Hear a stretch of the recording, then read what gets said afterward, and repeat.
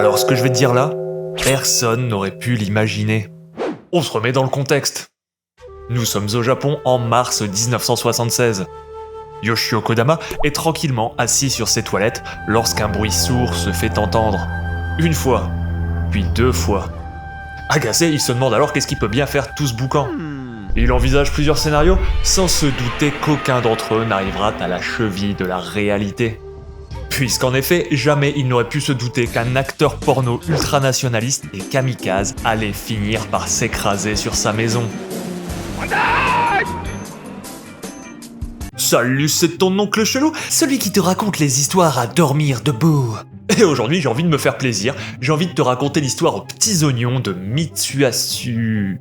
Mitsuyasu Maeno. Cet homme-là, très précisément. Un acteur de film pour adultes, militant d'extrême droite qui deviendra contre toute attente, le dernier kamikaze de l'histoire. Camoulox. Ouh, bravo Jean-François. Tu pensais avoir tout entendu sur le Japon, et pourtant je suis presque sûr que tu ne connais pas cette histoire, qui est l'une des plus pourries du continent asiatique. Celle d'un homme ayant tout essayé pour donner du sens à sa vie, qui a tout raté, et qui malheureusement est devenu une énorme blague. Oh, tu t'en doutes, mais là on sera pas sur du Miyazaki. Non. Enfin bref, j'espère que t'es prêt, puisque comme on dit au pays du soleil levant, Yamete kudasai, oncle chelou des.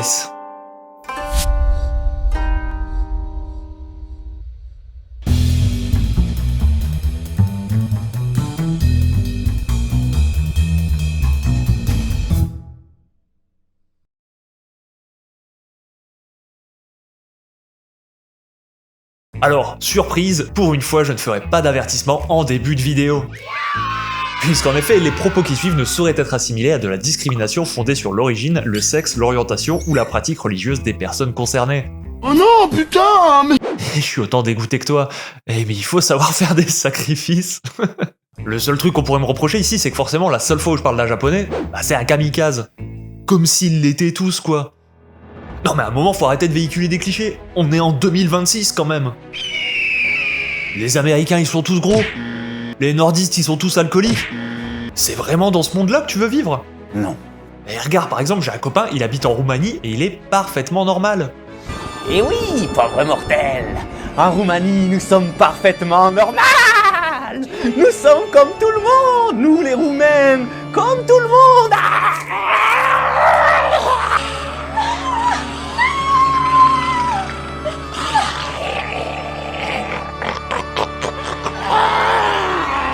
Non mais tu vois, tout ça pour te dire, faisons barrage aux clichés. Voilà, maintenant que c'est dit, revenons sur notre histoire de japonais kamikaze. Quoi? Mitsuyasu Maeno donc né le 21 juin 1946. Ou 1947. En fait, on sait pas grand chose sur sa jeunesse, si ce n'est qu'il a l'air doté d'une certaine sensibilité puisqu'il participe à des cours d'art dramatique à la fin des années 60. Marié puis divorcé à 2 reprises, on sait également qu'il tente de se durant ces années-là, ce qui témoigne d'un profond mal-être déjà à l'époque. Ouais, c'est pas faux. Donc pour te résumer, le gars il a 20 ans et il s'en prend plein la gueule. Donc qu'est-ce qu'il va faire? Il va faire ce que font tous les jeunes de 20 ans qui s'en prennent plein la gueule. Il va vouloir tout faire péter. Prêt à en découdre, il ne lui reste donc plus qu'à trouver sa sensibilité. En gros, est-ce qu'il est plutôt Pokémon rouge ou Pokémon bleu? Pokémon rouge, au Japon dans les années 70, c'est l'armée rouge japonaise de Fusako Shigenobu. Et Pokémon bleu, ce sont les ultranationalistes influencés par Yukio Mishima. Et alors je peux pas m'empêcher de trouver ces 2 photos complètement dingues. Ils sont trop forts dans ce pays. Les Japonais ne portent pas ce genre de choses tous les jours, évidemment. Bon, comme tu te doutes déjà, notre futur kamikaze se dirigera vers les idées nationalistes de Mishima, un personnage clé dont je suis obligé de te parler tant il influencera notre protagoniste. On se remet dans le contexte, nous sommes au Japon durant l'après-guerre. Vous signez là? L'occupation américaine introduit alors de profondes réformes politiques, sociales et culturelles favorisant la diffusion de valeurs occidentales dans le pays. Ce qui va pas du tout plaire à certaines personnes, dont Yukio Mishima. Et Mishima, c'est pas n'importe qui. Considéré comme l'un des plus grands écrivains du XXe siècle, il est aussi l'une des rares personnes à être véritablement allé de la plume à l'épée. Enfin, de la plume au katana, plus précisément. Puisqu'à la fin des années 60, il fonde la Tatenokai, une milice privée ayant pour but de restaurer la divinité de l'empereur, les valeurs japonaises et l'honneur des samouraïs. Bref, tu sens que le mec il veut faire la castagne, quelque part. La bagarre. Le 25 novembre 1970, il tente alors le tout pour le tout. Lui et quelques militants prennent en otage un grand commandant militaire et appellent l'armée à se soulever contre le régime en place. Sauf que dans son élan, ce qu'il n'avait pas vu venir, c'est que personne n'en a rien à foutre. Ça arrive, hein. C'est pas grave. Et pire encore, le mec il est ici, et les militaires ils sont genre là.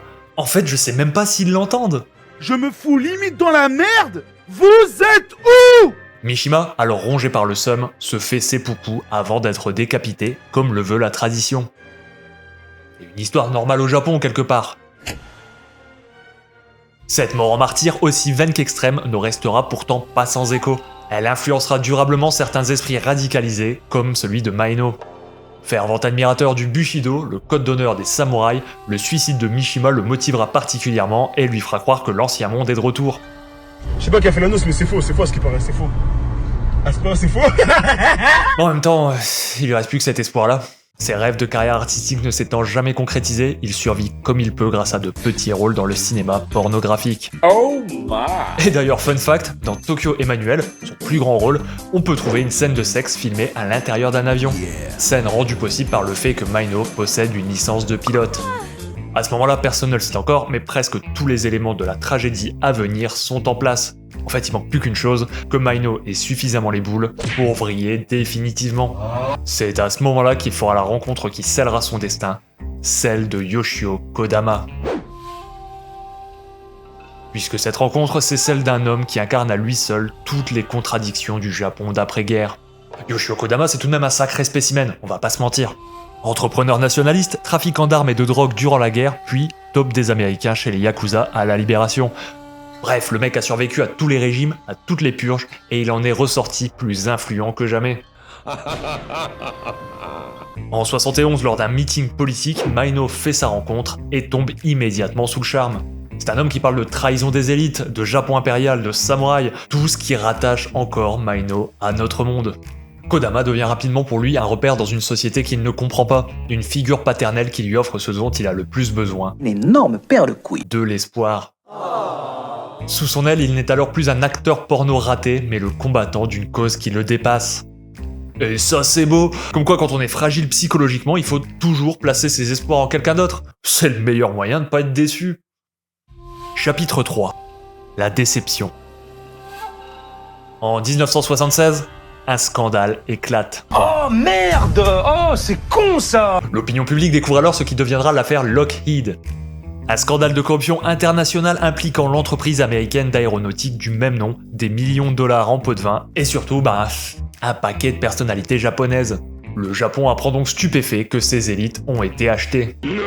Et au cœur de ce scandale, un nom revient sans cesse, celui de Yoshio Kodama. Qui aurait pu prédire? Pour Maeno, c'en est trop. L'homme qu'il admirait, celui qui parlait d'honneur, de sacrifice et de compromission des élites japonaises avec l'Occident, est accusé d'avoir servi d'intermédiaire dans un système de corruption au profit d'une entreprise américaine. Exactement tout ce qu'il dénonçait, quoi. Et de là à dire que les politiciens c'est tous des... Kodama est arrêté aussi vite qu'il est relâché pour raison médicale. Et là encore, pour Maeno, c'est une humiliation supplémentaire pour le pays des samouraïs. Justice doit être rendue et si personne n'est capable de le faire, lui s'en chargera. Ah mais tu sais, les Japonais, le sens de l'honneur, tout ça, les samouraïs... Sa décision est alors prise, Kodama doit payer le prix fort pour montrer l'exemple. À ce stade, la tragédie, c'est plus qu'une question de temps. Reste une question essentielle pour Maeno, comment se venger d'un homme aussi puissant tout en laissant une trace considérable dans l'esprit des Japonais? Il réfléchit alors à ce qu'il est, à ce qu'il sait faire. Comme il est acteur porno, il se dit tout d'abord qu'il pourrait juste aller se taper la femme de Kodama. Oh my. Sauf qu'un vrai samouraï ne couche jamais avec la femme d'un autre. Et tu le sauras.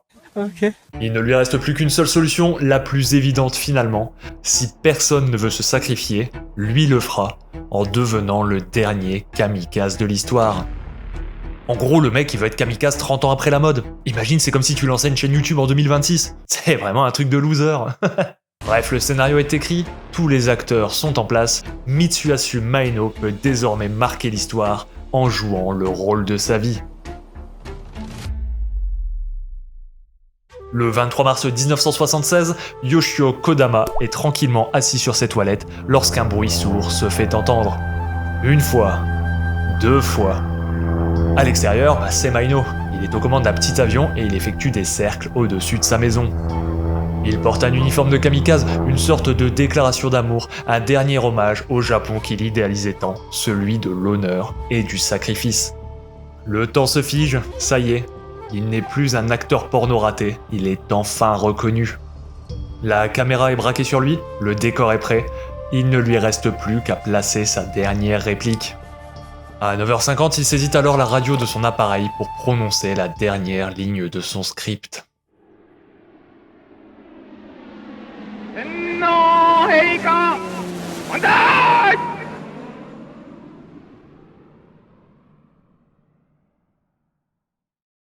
L'impact est violent, le bâtiment est endommagé et Maeno meurt sur le coup. Kodama, quant à lui, il a pas bougé de ses chiottes. À la boulette. En fait, sa maison est super grande et comme il était à l'opposé total du lieu du crash, il en sort sans aucune égratignure. T'es ouf. L'échec de la mission est alors total. Le sacrifice a bien eu lieu, mais il n'a produit aucun effet. Le réveil national tant attendu cédera donc sa place à une incompréhension totale au sein de la population. Le Japon continuera d'avancer, le scandale Lockheed suivra son cours et Kodama mourra quelques années plus tard, dans son lit, à 72 ans. Bref, le dernier kamikaze n'aura convaincu personne, et c'est justement là où réside la morale de cette histoire. Voilà, tu sais maintenant tout de la vie improbable qu'a menée Mitsuhasu Maeno. Bon pure honnêteté intellectuelle, je dois tout de même avouer que Kodama n'était pas vraiment sur les toilettes lors de l'attaque. C'est juste que je trouvais que ça collait parfaitement avec ce qu'a été le vécu de notre protagoniste, un enchaînement tragicomique d'événements tous plus absurdes les uns que les autres. Le genre de parcours capable de nous faire sourire autant qu'il peut nous arracher une larme.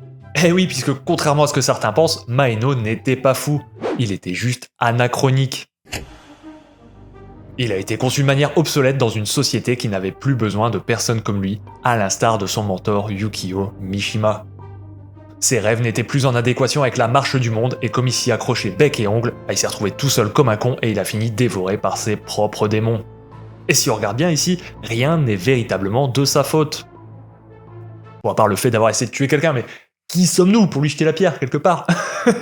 Le mec était prêt à tout pour devenir l'acteur de sa propre vie, sauf que ce qu'il savait pas, c'est que le réalisateur derrière, ça allait être Albert Dupontel. Je vais te boire ton sang. Et là où sa vie pourrait se limiter à être un chef-d'œuvre d'absurdisme, il y a tout de même une morale à tirer de ses échecs quand on les regarde sous un angle naturaliste. En effet, nous ne sommes que les cellules du corps terrestre, qui lui-même n'est que la cellule d'une entité bien plus grande. Il y a une dynamique générale, un mouvement de fond qui nous entraîne, que nous le voulions ou non. Bien qu'il soit important de se révolter sur certains sujets, il ne faut pas oublier notre impuissance existentielle face à la marche de l'histoire. Il faut donc, et c'est là ma conclusion, savoir se réinventer à minima pour ne pas finir dévoré par ses propres idées, comme ont pu le faire vainement Mishima et Maeno. Comme le disait Charles Darwin, les espèces qui survivent ne sont pas les plus fortes ni les plus intelligentes, mais celles qui s'adaptent le mieux au changement. Rien à foutre. Ah ouais. Enfin bref, allez espèce de Kwakubé, moi je vais devoir y aller. N'hésite pas à partager, à liker, à commenter, à t'abonner, à faire plein de trucs. Ça me ferait tellement plaisir après l'échec de ma dernière vidéo. Et surtout, n'oublie pas, passe le bonjour à ta daronne.